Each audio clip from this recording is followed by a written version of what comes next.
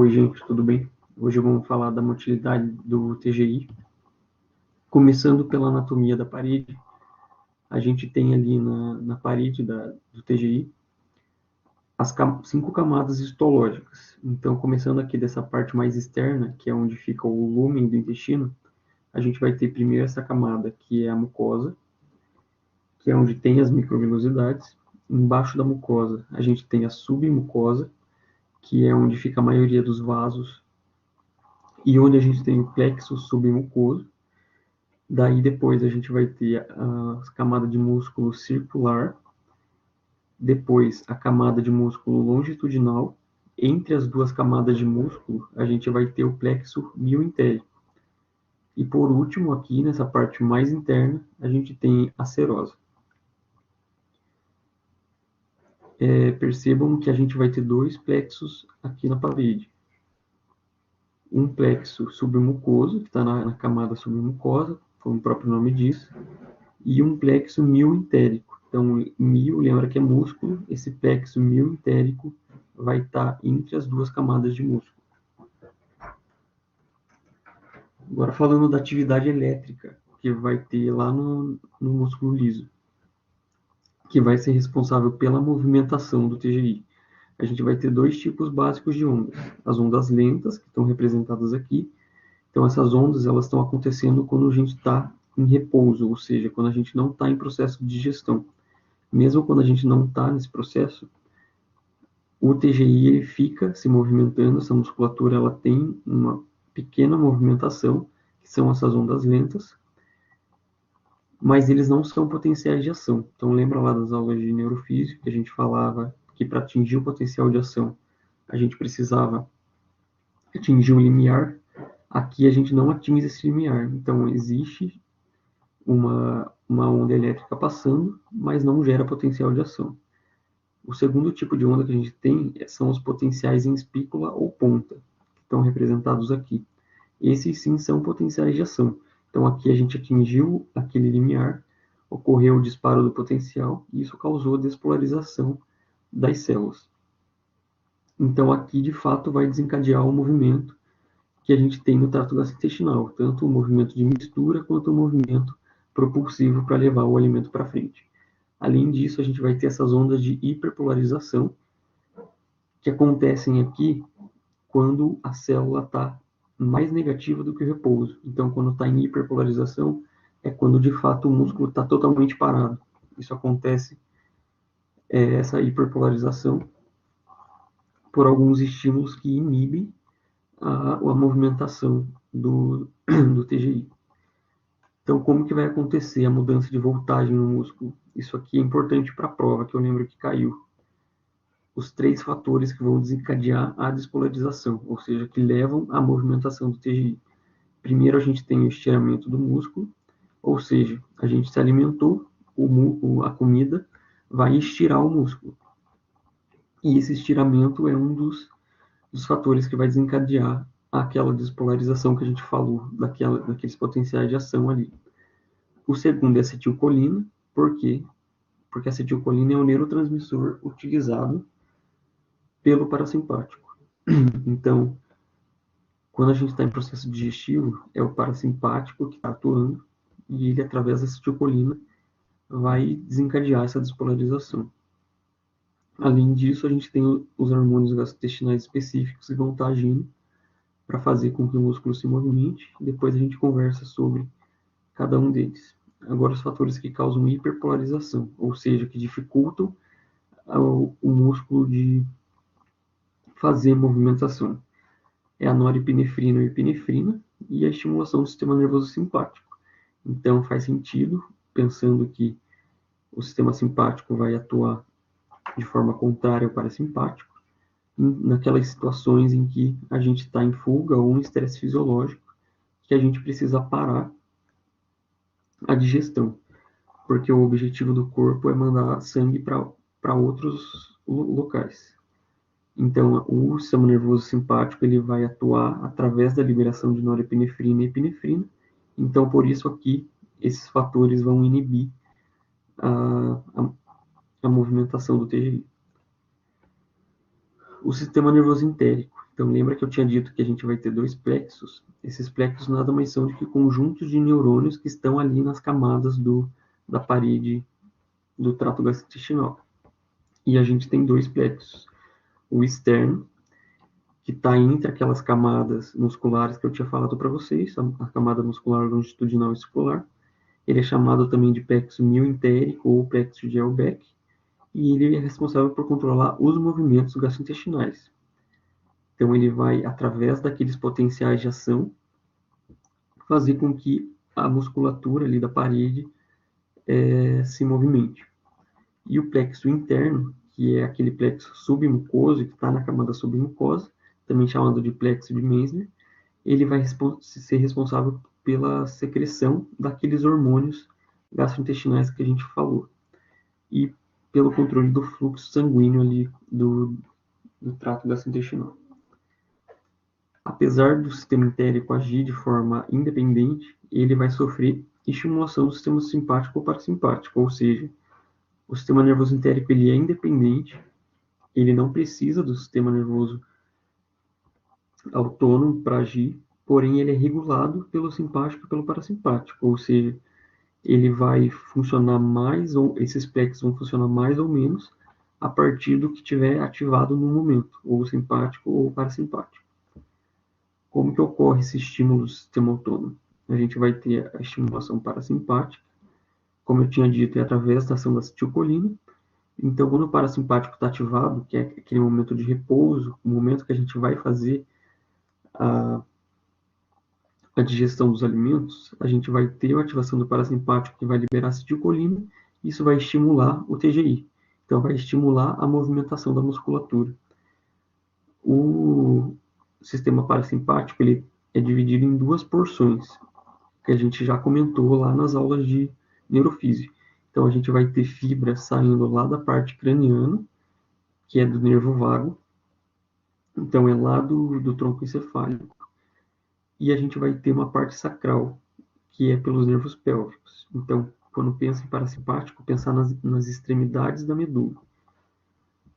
E faz sentido a gente pensar que a parte de cima, lá que está vindo do crânio, vai inervar as partes superiores do TGI, enquanto as partes inferiores da medula vão inervar as partes inferiores do TGI.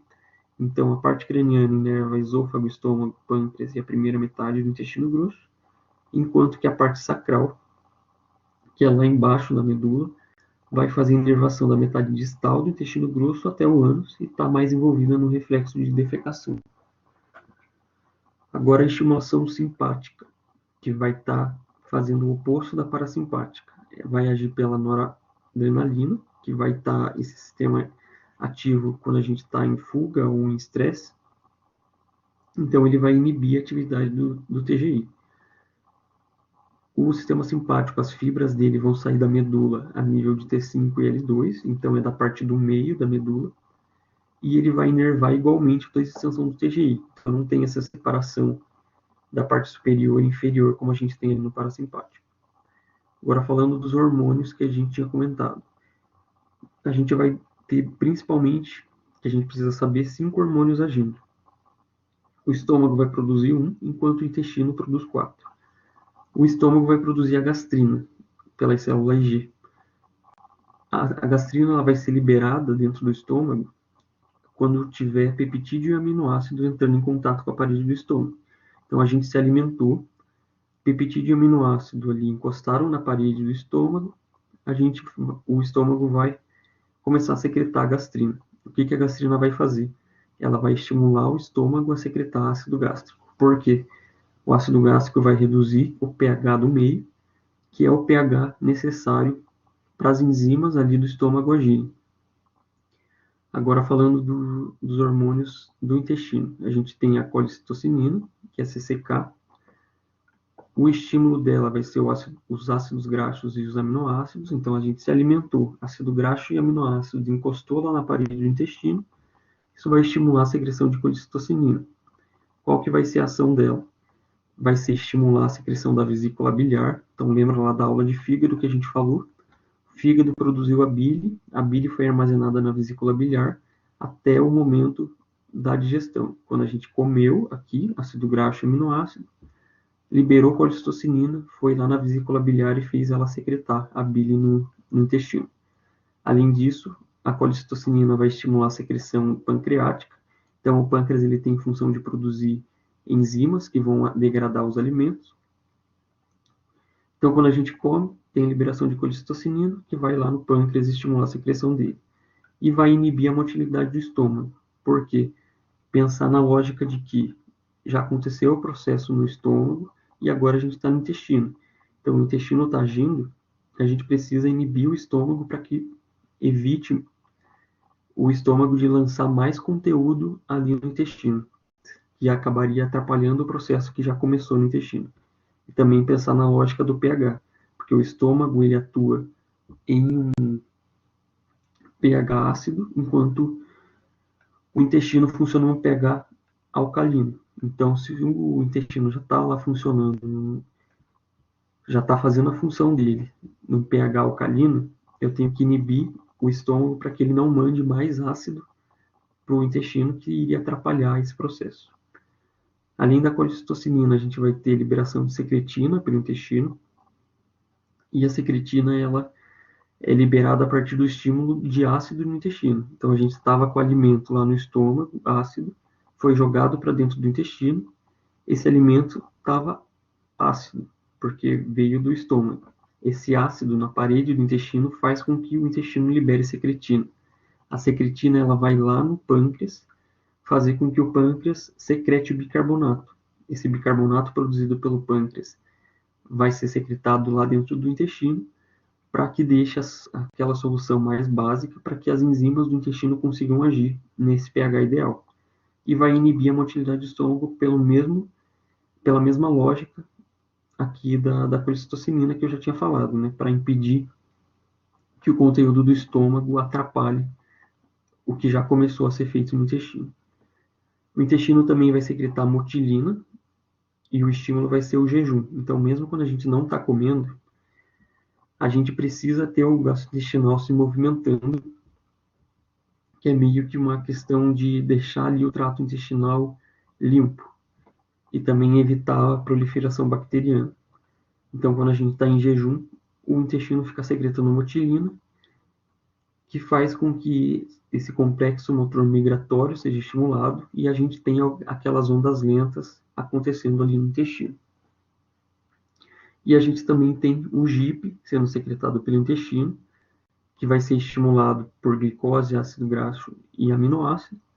E a função do GIP vai ser estimular a liberação de insulina. Então, como o corpo entende que eu estou me alimentando, ele já começa a preparar a liberação de insulina.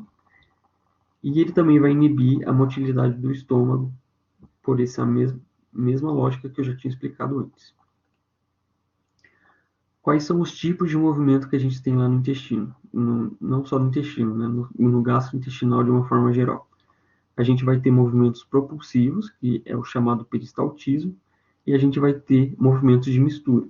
Como que funcionam os movimentos propulsivos? A função desses movimentos é empurrar o alimento para frente. Então, a gente começa lá no esôfago, com o alimento sendo empurrado, e ali do estômago, a gente já começa a ter esse peristaltismo para empurrar o alimento do estômago para o duodeno, do duodeno para o jejum, depois para o ilho, por todo ali o intestino grosso, até chegar no colo, e depois ocorrer a defecação. Esses movimentos, eles acontecem dessa forma aqui. A gente tem lá a parede, vai acontecer uma contração em uma determinada parte da parede, e na parte logo à frente dessa contração vai acontecer uma dilatação. Ele vai relaxar aqui, e alguns segundos depois que acontece isso, essa parte que estava contraída relaxa, e uma parte um pouco mais para frente contrai. Isso vai acontecendo sequencialmente. Isso vai fazendo com que o bolo alimentar seja empurrado para frente. Então, aqui a gente tem esses movimentos propulsivos. Os movimentos de mistura são um pouquinho diferentes. A gente vai ter várias áreas de contração do músculo, e alguns segundos depois, essas áreas que contraíram vão relaxar, e outras áreas que antes estavam relaxadas contraem. Então, esse tipo de movimento não vai fazer com que o alimento seja empurrado para frente, e sim vai fazer com que aquele conteúdo que está ali seja misturado. Então, tanto os alimentos quanto as secreções que estão sendo jogadas ali, bicarbonato, as enzimas e a água que está ali. Tudo vai sendo misturado por conta desses movimentos de mistura. Agora, começando a ingestão de alimentos. A gente começou a comer, primeiro vai ter a mastigação, que é um processo mecânico lá pelos dentes. Depois a gente tem a deglutição. A deglutição ela vai ter 3 passos, 3 estágios. O primeiro é voluntário, ou seja, é a gente que está comandando esse movimento, que é o movimento de engolir que a gente faz. Então a gente vai fazer isso através do mecanismo de empurrar a comida para trás pela compressão da língua sobre o palato. Depois que a gente faz isso, que o alimento vai para trás, a gente entra no estágio faríngeo, que é um movimento involuntário, então é por meio que reflexo, tipo, o alimento chega ali, o movimento começa. E como é que acontece? A traqueia ela vai se fechar por conta ali da glote, então a glote vai para trás, fecha a traqueia, para que o alimento não passe para o sistema respiratório. Então a respiração aqui é interrompida, o alimento se dirige para o esôfago. Agora que o alimento está no esôfago, a gente tem o estágio esofágico da deglutição, que também é voluntário, e ele serve para levar o alimento da faringe, passando ali pelo esôfago, até o estômago. Agora as funções motoras do estômago. O estômago ele serve para 2 coisas, para armazenamento de alimento e para mistura e propulsão, que vai acontecer o armazenamento aqui nessa parte inicial, no fundo do estômago, perto da porção oral, e já essa mistura e propulsão vai acontecer aqui, mais para a parte do antro, para essa parte final do estômago, que é onde vai ter a mistura do alimento com o ácido gástrico e com a enzima produzida pelo estômago. Então, como que vai acontecer? O armazenamento do alimento ele vai ficar aqui, formando círculos concêntricos nessa parte oral do estômago. E a gente vai ter esse reflexo vasovagal. Então, o alimento aqui no estômago vai distender a parede dele. Então, a gente tem aqui um estímulo no estômago. Isso vai ser levado para o tronco encefálico. E o tronco encefálico manda um sinal de novo para o estômago para ele distender mais ainda. Então, o estômago ele tem essa capacidade de se distender bastante para armazenar alimento. Agora, falando da mistura e da propulsão que vão acontecer aqui no antro. A gente vai ter ondas de mistura, que são ondas fracas, e a gente vai ter esses anéis constritivos que vão se formar, que também são fracos, que vão levar o conteúdo aqui do antro para o piloro. Essa parte do piloro, que é a última do estômago, que separa o estômago do duodeno, que é a primeira porção do intestino, a gente vai ter o esfíncter pilórico. Então, o esfíncter é uma musculatura circular que fica fechada, que fica contraída, impedindo aqui a passagem do conteúdo do estômago para o duodeno. Quando a gente tem o alimento aqui e a gente tem a formação desses anéis constritivos, conforme aumenta a quantidade de alimento, a gente vai ter essa bomba pilórica, que vai ser a intensificação desses anéis. Então, os anéis vão começar a fazer essa constrição de forma mais intensa, até que a pressão que se cria aqui vai vencer o esfíncter pilórico, esse músculo que está fechado, ele se abre e o conteúdo que está no estômago é jogado no duodeno. A gente vai ter regulação desses esvaziamentos que acontece. Como que vai acontecer? A gente tem o estímulo, que vai ser a dilatação do estômago, então o alimento está ali, distende a parede do estômago, e isso vai gerar os reflexos mioentéricos, que eu já tinha comentado com vocês. Que o reflexo, o plexo mioentérico é responsável pela movimentação da musculatura, através da geração daqueles potenciais de ação.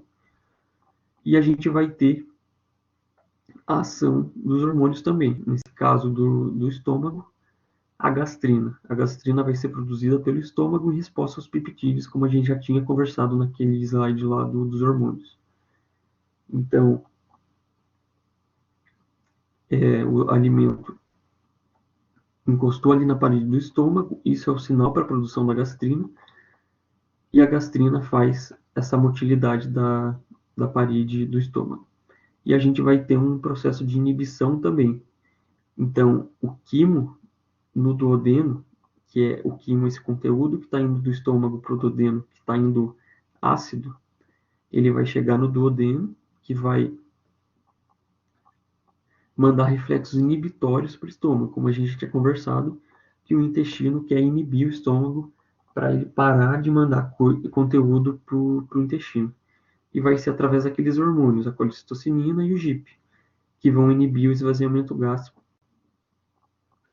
Aqui a função deles é mais para aquela questão do pH, que o intestino precisa trabalhar em pH alcalino, então eles inibem o esvaziamento para evitar mais ácido no intestino. Agora os movimentos do duodeno, jejum e ilho, que são juntos, né, eles formam o intestino delgado. Aqui a gente vai ter essas contrações concêntricas espaçadas, que são chamadas de segmentação.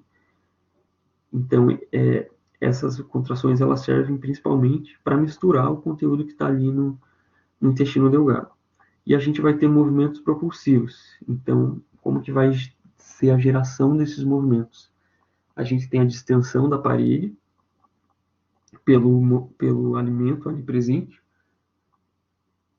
e essa distensão causa o peristaltismo, causa esses movimentos que vão empurrar o alimento para frente.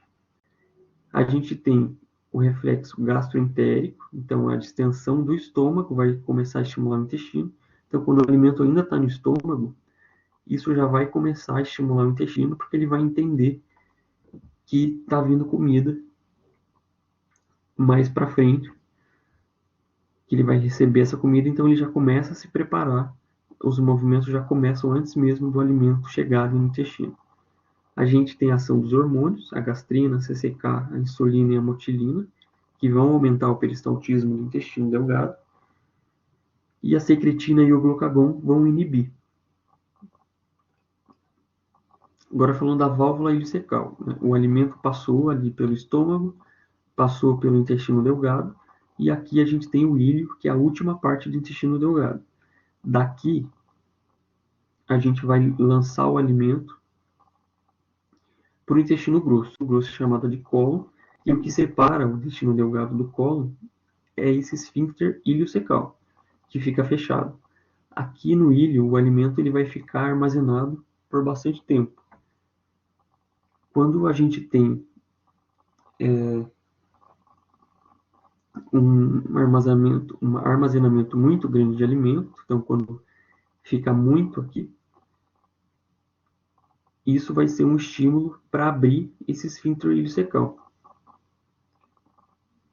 Então, a gente vai ter esse reflexo gastroileal, que após a refeição vai intensificar o peristaltismo no íleo, e daí essa intensificação das contrações vai fazer com que o esfíncter iliocecal se abra e o conteúdo do íleo seja jogado no seco, no cólon aqui, que é essa primeira parte do intestino grosso. Agora que o alimento está no intestino grosso, no cólon, como que vai acontecer? Essa parte proximal aqui, a parte ascendente e uma parte aqui do transverso, a gente vai ter principalmente absorção de água e eletrólitos. E já na parte mais distal, aqui do intestino grosso, a gente já vai ter uma função de armazenamento do material fecal. Os movimentos de mistura do cólon, eles são chamados de austrações. Então, essas divisões aqui que a gente tem no intestino grosso, elas auxiliam nesses movimentos de mistura, que são chamados de austrações, e os movimentos propulsivos do intestino grosso são chamados de movimento de massa. Então, tentem guardar isso para a prova, que a austração é movimento de mistura do intestino grosso, o movimento de massa são os movimentos propulsivos do intestino grosso. o processo de defecação. Então, a gente vai ter esse reflexo intrínseco aqui do sistema nervoso entérico, que ocorre pela distensão da parede do reto. Então, o reto ele fica vazio a maior parte do tempo. Quando a gente está ali no intestino grosso, com o bolo fecal passando, que está armazenado ali, quando a quantidade fica muito grande, esse conteúdo vai passar para o reto, e a distensão da parede do reto vai gerar esse reflexo de defecação, que é a vontade de defecar. E esse reflexo intrínseco aqui, ele geralmente é fraco. Então, para auxiliar isso, para deixar mais intenso, a gente vai ter o reflexo de defecação parasimpático. Então, o sistema parasimpático vai intensificar essas ondas peristálticas e vai causar o relaxamento do esfíncter anal interno. Então, a gente tem o esfíncter anal interno, que é involuntário, então é por esse processo de reflexo, através da distensão da parede, que vai acontecer pelos nervos pélvicos que estão inervando ali a região. E a gente vai ter também o esfíncter externo, que daí é por controle voluntário do nervo pudendo. Então aqui já está sobre o nosso controle a regulação do esfíncter externo. Agora a gente vai entrar na parte de digestão e absorção do trato gastrointestinal. Já falamos sobre a movimentação, começando pela digestão dos alimentos. Então, basicamente, o que a gente come é carboidrato, proteína e lipídio. Os carboidratos são formados por cadeias de polissacarídeos ou disacarídeos, que no processo de digestão vão ser transformados em monossacarídeos para que ocorra a absorção. Os exemplos que a gente tem: amido, sacarose, lactose.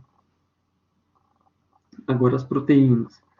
A gente vai fazer, as proteínas, elas são cadeias de aminoácidos, de vários aminoácidos grudados através das ligações peptídicas. O processo de digestão de proteínas nada mais é do que a quebra dessas ligações. E os lipídios, que são cadeias de triglicerídeos, que é a forma de armazenamento de gordura. O processo de digestão vai pegar esses triglicerídeos e quebrar em ácido graxo e glicerol. Como que vai acontecer isso? Primeiro a gente vai ter a saliva, que vai ser produzido pelas glândulas salivares e secretado ali na boca. Então a gente vai ter dois tipos de secreções que formam a saliva. A secreção serosa, que contém a pitialina, que é a enzima responsável pela digestão do amido, e a gente vai ter a secreção mucosa, que é de mucina, que vai lubrificar e proteger. Além disso, a saliva ela contém uma concentração elevada de bicarbonato de potássio. Importante saber isso para a gente saber diferenciar dos outros bicarbonatos que vão ser secretados ao longo do TGI. Então, lá no fígado, a gente tem secreção de bicarbonato de sódio, e no pâncreas também tem a secreção de bicarbonato de sódio. Então, lembrar que na saliva, a secreção é de bicarbonato de potássio. E o que estimula a liberação de saliva? A gente vai ter estímulos táteis, gustatórios e visuais, que vão ativar o parasimpático, fazendo com que a saliva seja produzida e secretada. Agora falando da secreção gástrica.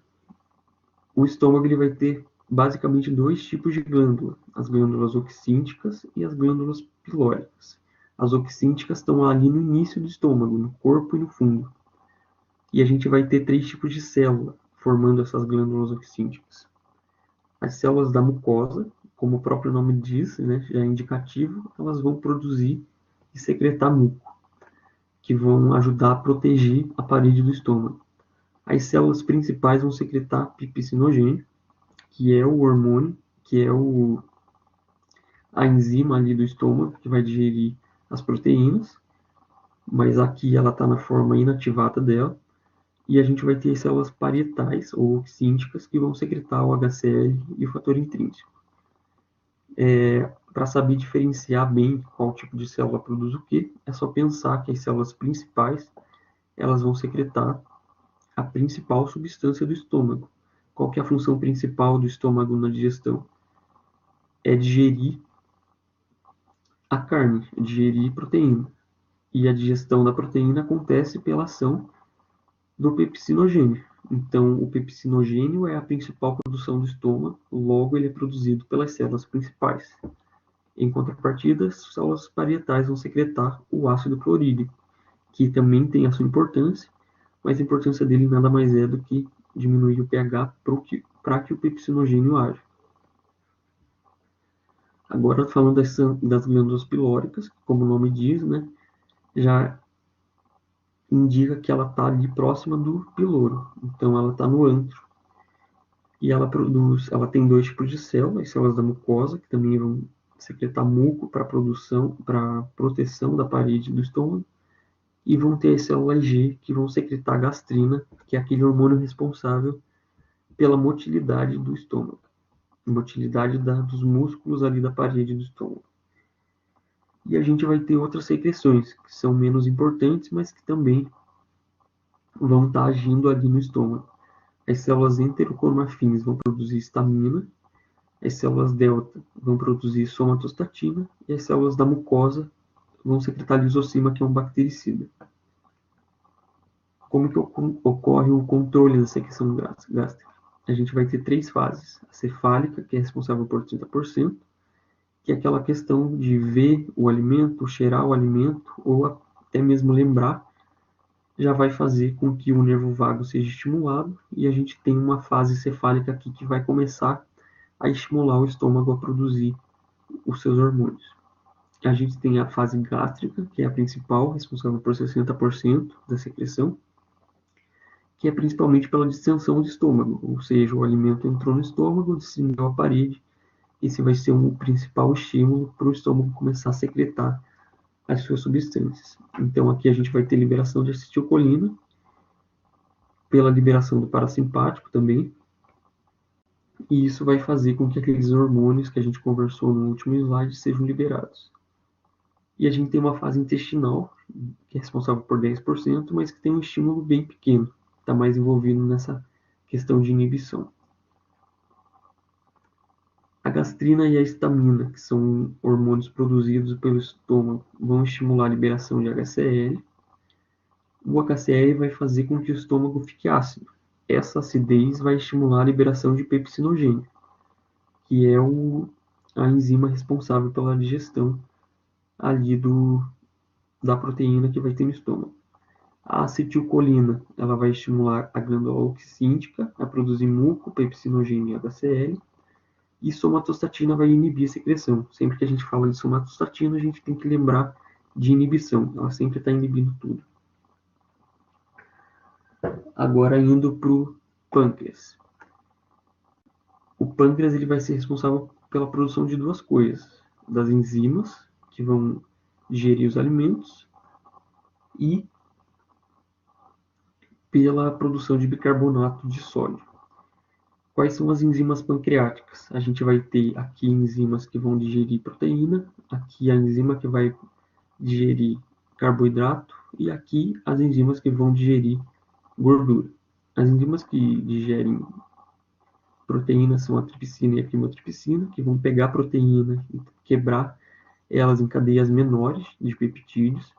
A gente vai ter a carboxipolipeptidase, que vai pegar esses peptídeos, que são cadeias menores de aminoácidos, e quebrar eles em aminoácidos individuais, que enfim vão ser reabsorvidos ali pelas células do intestino. E a tripsina também é produzida pelo pâncreas, ela é responsável por ativar as outras enzimas. Então lembra que essas enzimas elas são secretadas no estado inativo para evitar que elas façam a digestão da própria parede do TGI, e quando elas já estão lá secretadas dentro do intestino, a tripsina age sobre elas para ativar. A gente vai ter a secreção de amilase pancreática, que é a principal enzima responsável pela digestão dos carboidratos. Então, ela vai transformar amido e glicogênio em di e trisacarídeo. E a gente vai ter as enzimas responsáveis pela digestão das gorduras. Então, a lipase pancreática vai transformar TAG em ácido graxo e monoglicerídeo. Colesterol esterase transforma ésteres de colesterol e ácidos graxos. Fosfolipase transforma em fosfolipídio e ácidos graxos. Eu sei que é difícil a gente decorar todos esses nomes, mas assim, os nomes acabam sendo meio que indicativos, né? Tripsina, quimotripsina e carboxipolipeptidase acabam sendo indicativos de que vão agir em proteína. A amilase lembra amido, então a gente entende que vai estar ali agindo sobre carboidrato. E lipase também vai lembrar lipídio. Então a gente entende que vai estar agindo sobre as gorduras. Agora que a gente já viu a parte das enzimas pancreáticas, vamos ver a secreção do bicarbonato. Essa secreção de bicarbonato pelo pâncreas vai acontecer de forma ativa, ou seja, o pâncreas vai gastar energia para jogar o bicarbonato contra a gradiente. Como é que acontece isso? Aqui a gente tem o vaso sanguíneo, aqui a gente tem as células do ducto lá do pâncreas. O CO2 que está no sangue, ele vai passar por difusão lá para as células do pâncreas, e dentro das células ele vai sofrer a ação da anidrase carbônica, que vai transformar esse CO2 em ácido carbônico. O ácido carbônico é um ácido fraco, então ele vai se dissociar em ácido aqui no H+, e no bicarbonato. Esse H+, esse hidrogênio, ele vai ser trocado pelo sódio, então o H+ vai para o sangue, enquanto o sódio vem aqui para dentro das células do ducto, e esse sódio se junta com o bicarbonato aqui, e através da quebra de ATP, ou seja, de forma ativa, gastando energia, esse bicarbonato de sódio é jogado lá na luz do ácido. Esse bicarbonato de sódio é um sal, né? Então ele não vai sozinho. A gente tem a passagem de água aqui que vai levando o sal junto. Como é que acontece a regulação dessa secreção? A gente tem 3 estímulos básicos. 2 são responsáveis pela liberação das enzimas e 1 é responsável pela liberação do bicarbonato. Então, a acetilcolina, que vai ser liberada pelo parasimpático, é um dos fatores que leva o pâncreas a secretar as enzimas. Lá do pâncreas, as enzimas vão ir para o duodeno, que é aquela primeira porção do intestino. E a gente vai ter a colecistocinina, que é aquele hormônio produzido pelas células ali do intestino, quando o intestino entra em contato com o alimento. Então ele vai produzir a colecistocinina vai lá no pâncreas estimular o pâncreas a liberar aquelas enzimas lá para o intestino, porque tem alimento lá dentro. A secretina também é produzida pelo intestino, pelo duodeno,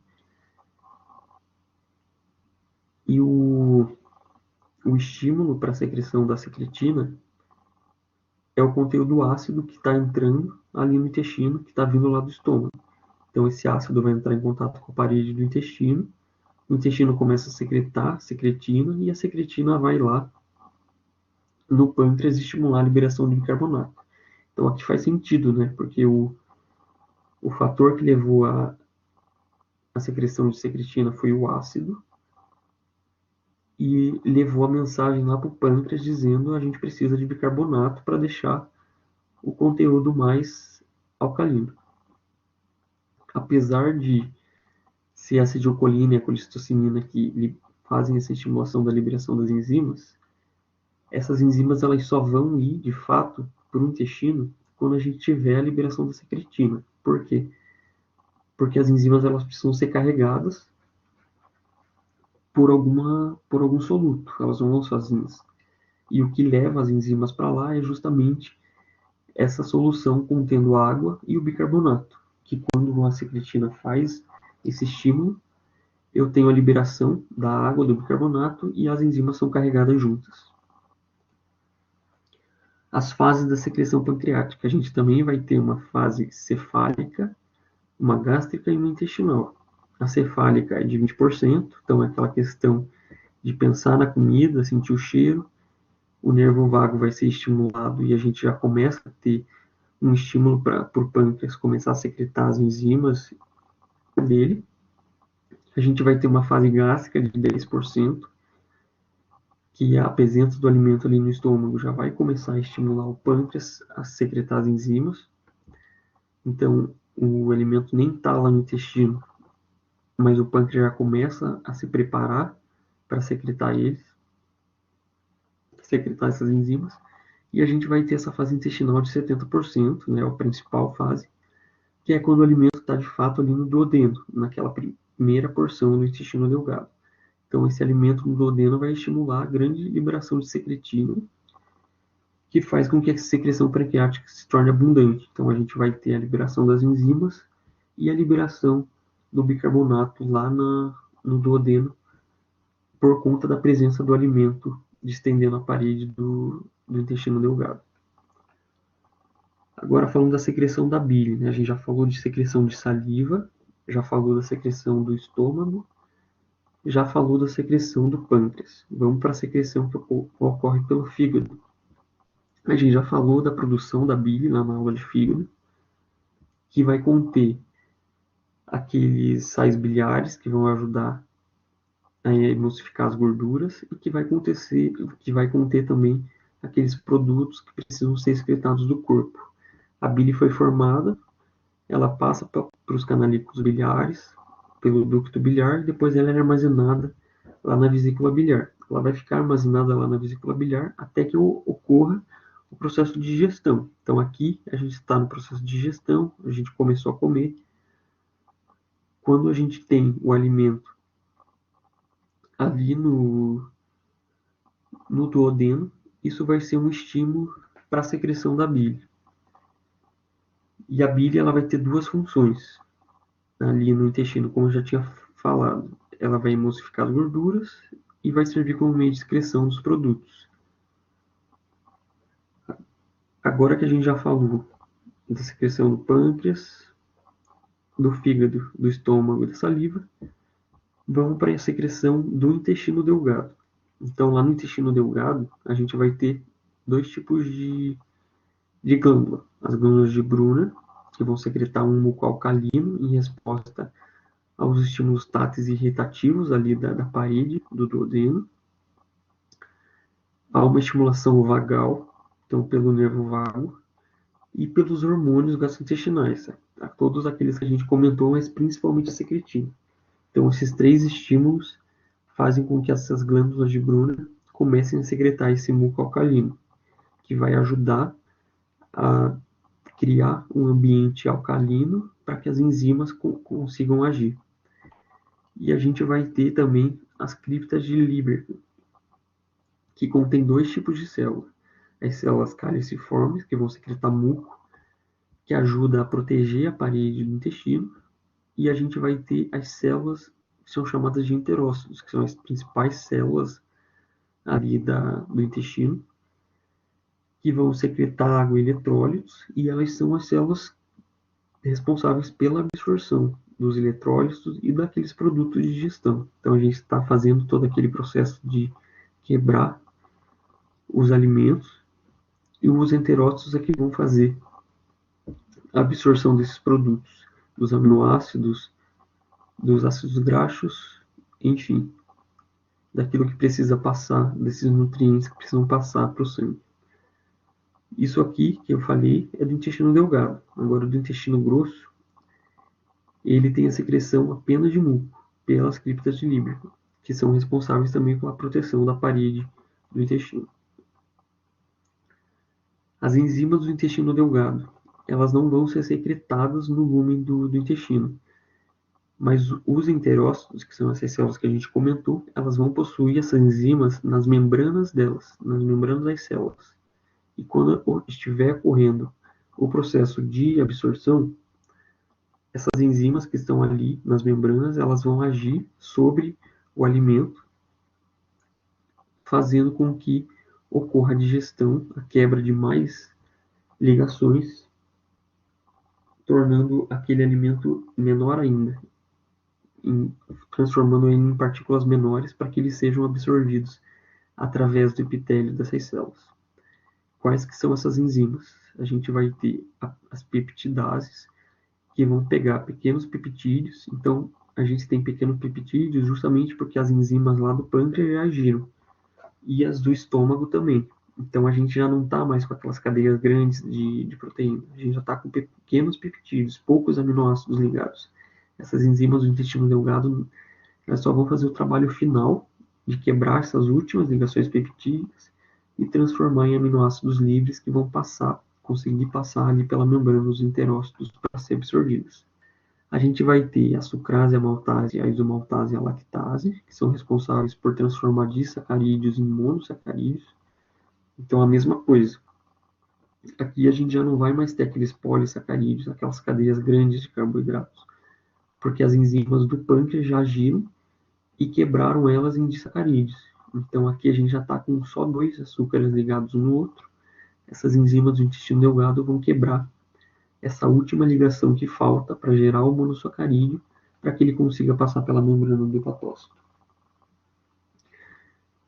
E aqui a gente tem a lipase intestinal, que vai pegar gorduras neutras e transformar em glicerol e ácidos graxos. Essa lipase intestinal, ela praticamente não tem muita importância, porque a lipase pancreática praticamente já fez toda essa conversão das gorduras em glicerol e ácidos graxos.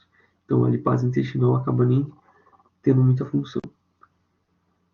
Como que acontece a absorção de água e íons? Então a água ela vai ser absorvida por osmose, ou seja, ela vai passar do meio que está menos concentrado para o que está mais concentrado. Os eletrólitos, de uma forma geral, sódio, cálcio, ferro, potássio, magnésio e fosfato, vão ser absorvidos de forma ativa, ou seja, através de bombas.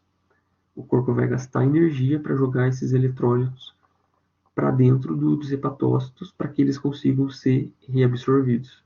E a água vai seguir esse fluxo. Então, se a gente está deixando os hepatócitos concentrados, a água segue por osmose essa alta concentração dos eletrólitos.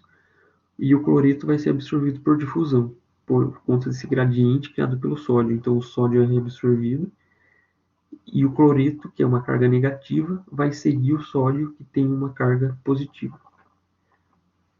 No duodeno e no jejum, que são as primeiras partes do intestino delgado, a gente vai ter bicarbonato sendo absorvido em forma de CO2. Então, lembra que eu tinha dito que a gente secretou um monte de bicarbonato ao longo do TGI? Lá na saliva, a gente secretou bicarbonato de potássio, o pâncreas secretou bicarbonato de sódio, o fígado secretou bicarbonato de sódio. Então, o corpo perdeu um monte de bicarbonato. Quando chega no duodeno e no jejum, a gente começa a ter que reabsorver de novo esse bicarbonato que a gente perdeu.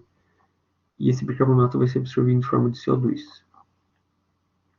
Um ponto importante aqui é pensar nessas doenças de jejum. Então, quando a gente tem doença em jejum, a gente não está conseguindo absorver o bicarbonato de forma adequada. Isso vai gerar uma acidose metabólica, porque se a gente está reabsorvendo pouco bicarbonato, pouca base, a gente vai ter um excesso de ácido. Então gera uma acidose metabólica. No ilho e no intestino grosso, vai ser o contrário. A gente vai ter cloreto sendo absorvido em troca de um bicarbonato, ou seja, a gente vai estar excretando bicarbonato nas fezes, para dentro do lumen do intestino. A importância disso é que ali no ilho e no intestino grosso a gente tem uma alta concentração de bactérias e elas produzem muitos ácidos. Então, esses ácidos são importantes. O bicarbonato ali é importante para neutralizar esses produtos ácidos que foram formados. Agora, pegando cada um dos alimentos que a gente tem para ver como que acontece a digestão. Falando dos carboidratos primeiro. A gente tem a digestão que vai acontecer na boca, pela ação da pitialina, que é aquela enzima lá da saliva, que na boca vai agir sobre 5% dos carboidratos, transformando o amido em glicose e maltose.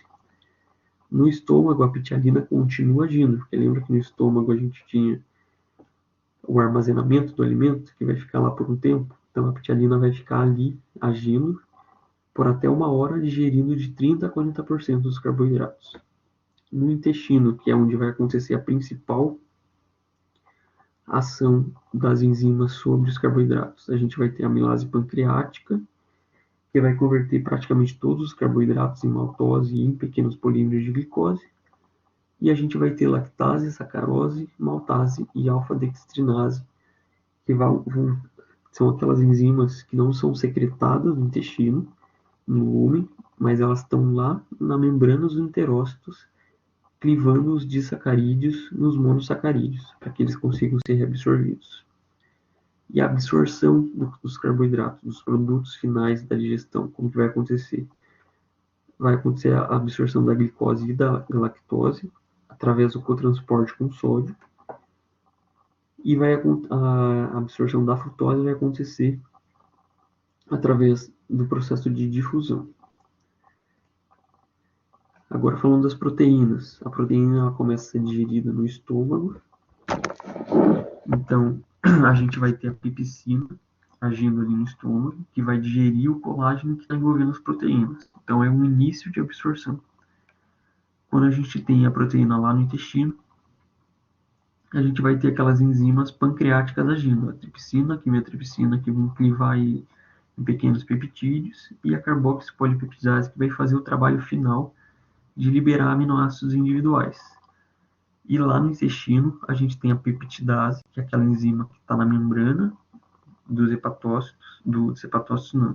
dos enterócitos, que vai também estar agindo ali, liberando aminoácidos individuais para que eles sejam absorvidos.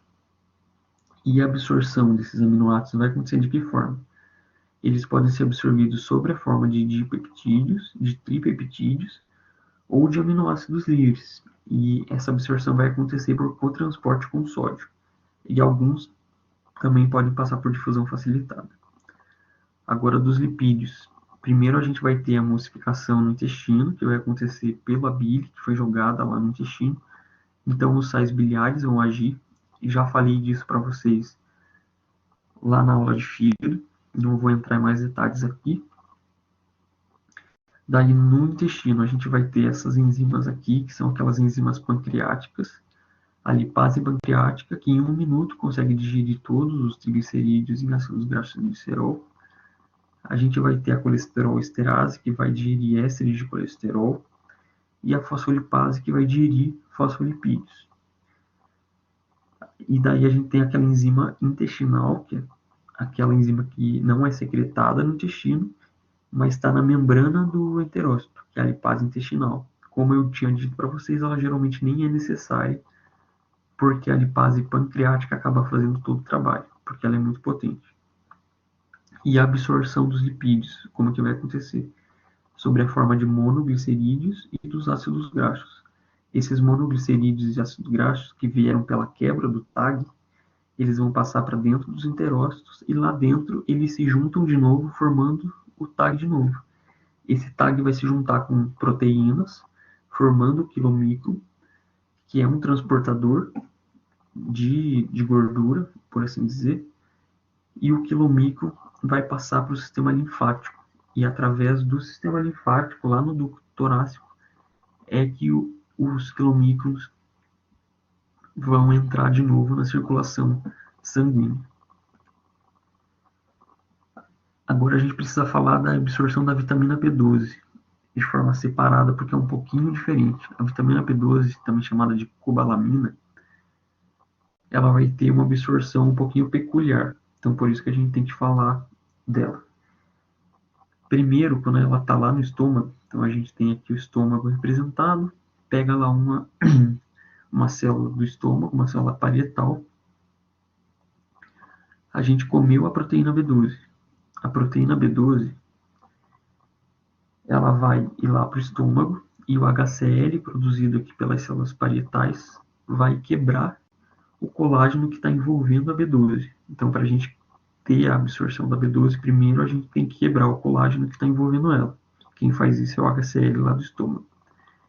Digerimos o colágeno que estava envolvendo a B12.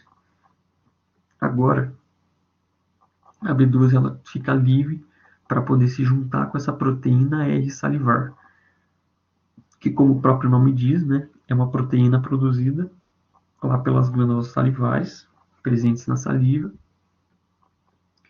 que lá no estômago vai se juntar com a vitamina B12. Junto com a proteína R salivar, a B12 vai para o intestino. Então aqui a gente tem a parede do intestino sendo representada. E a gente vai ter a ação da tripsina, que vai separar a B12 da proteína R salivar. Quando a gente tem essa separação da B12, que é o círculo aqui da proteína R salivar, a proteína B12 fica livre e ela vai se juntar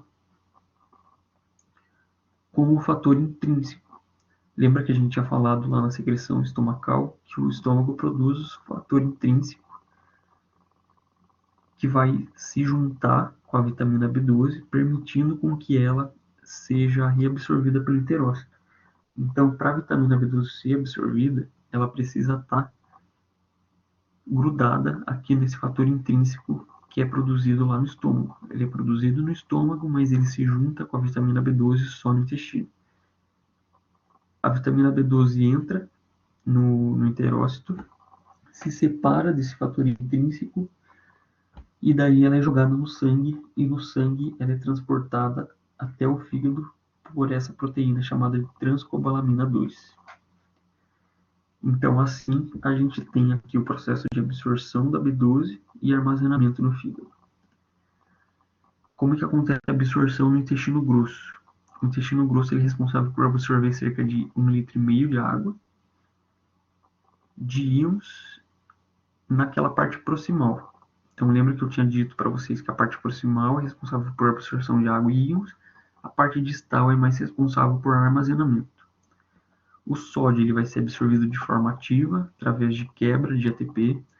O cloreto absorvido em troca com bicarbonato. Então, lembra que eu tinha dito que aqui o corpo vai estar reabsorvendo, absorvendo cloreto e secretando bicarbonato. E esse bicarbonato vai ser importante para neutralizar aqueles produtos ácidos formados pelas proteínas. A gente vai ter absorção de sódio e cloreto, que vai ajudar a criar esse gradiente osmótico que leva à absorção de água. Então, se a gente está tendo absorção de eletrólitos, esses eletrólitos estão deixando o meio concentrado ali dentro dos enterócitos, dentro das células do intestino grosso, e esse meio concentrado dentro das células puxa a água para ser absorvida também. E a gente tem numerosas bactérias que estão ali no intestino grosso que ajudam também no processo de digestão. Então era isso, gente, de TGI. Qualquer dúvida que vocês tiverem, é só mandar para mim. Até mais.